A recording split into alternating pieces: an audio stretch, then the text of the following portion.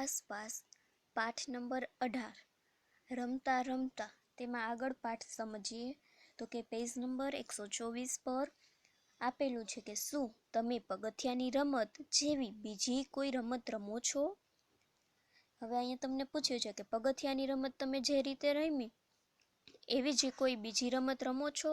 તો એ રમતનું નામ શું છે? અને અહીંયા તમારે આપેલા બોક્સમાં છે તમારે ચિત્ર દોરવાનું રહેશે.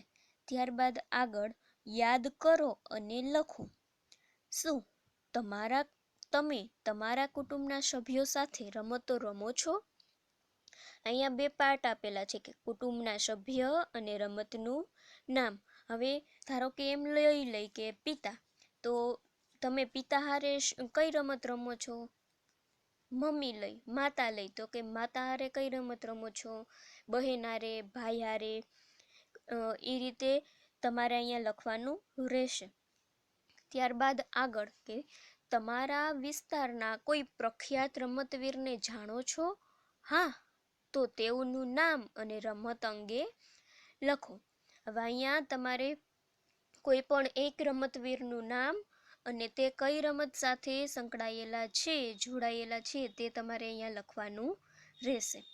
ત્યારબાદ આગળ જોઈએ તો કે દડાથી રમી શકાય એવી કેટલીક રમતો તમે જાણો છો, તેમના નામ બાજુમાં આપેલા દડામાં લખો. તો કે કઈ કઈ રમત રમીએ આપણે? તો કે cricket, football, basketball, hockey, volleyball, આ બધી રમત આપણે રમી. તો અહીંયા તમારે તેના નામ લખવાના રહેશે.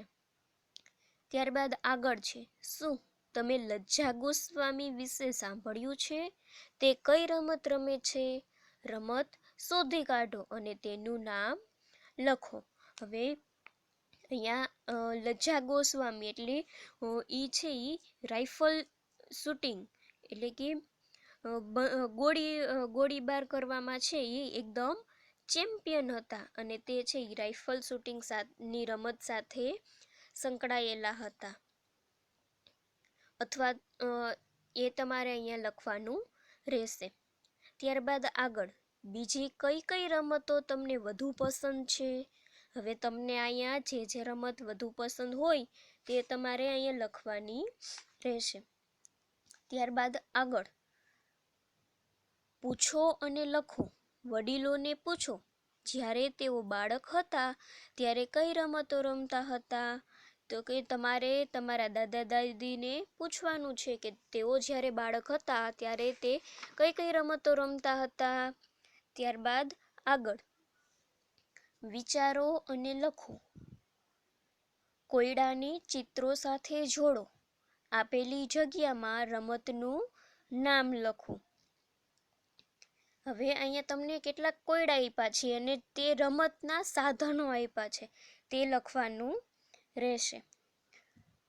હવે પેલું છે કે કાચ ના એ કંચાના, જે જીતે એ રહે ન છાના, જે કંચાને તાકી જાય એ વિજેતા જાહેર થાય. તો કે આ કઈ રમત છે? તો કે લખોટીની. ત્યારબાદ જો સાપ પર તમે આવી જાઓ, આનાથી તો ન ગભરાવ, રમતમાં સીડી પણ આવી જાય, તુરંત આગળ પહોંચી શકાય. તો એ કઈ રમત આવશે? તો કે સાપસીડી. ત્યારબાદ આગળ સફેદ કાળા પાટિયા પર રાજા રાણીને ઘોડો છે, નાના મોટા સૈનિક અનેક, મગજ વાપરે તે થાય છે એકો. એટલે કઈ રમત આ છે? તો કે ચેસ. ત્યારબાદ આગળ તેને પાંખો નથી પણ ઉડી શકે, દૂર દૂર સુધી એ જઈ શકે. તો આ તો તમને બધાને ખબર જ હશે. હમણાં કયો તહેવાર આવે છે? તો કે મકર સંક્રાંતિ. તો કે કઈ રમત આવશે? તો કે પતંગ ચગાવવો. ત્યારબાદ આગળ બેટ બોલથી રમી શકાય, દોડવાથી પણ રન બની જાય, ચોગ્ગા અને છક્કાના રન મળે તો શતક બને. શતક એટલે કે એક સદી 100 રન થાય એટલે કે એક શતક કહેવાય. કઈ રમત છે તો કે ક્રિકેટ. સરસ. ત્યારબાદ આગળ, રમત રમવા ઉપરાંત તમે બીજું શું કરો છો?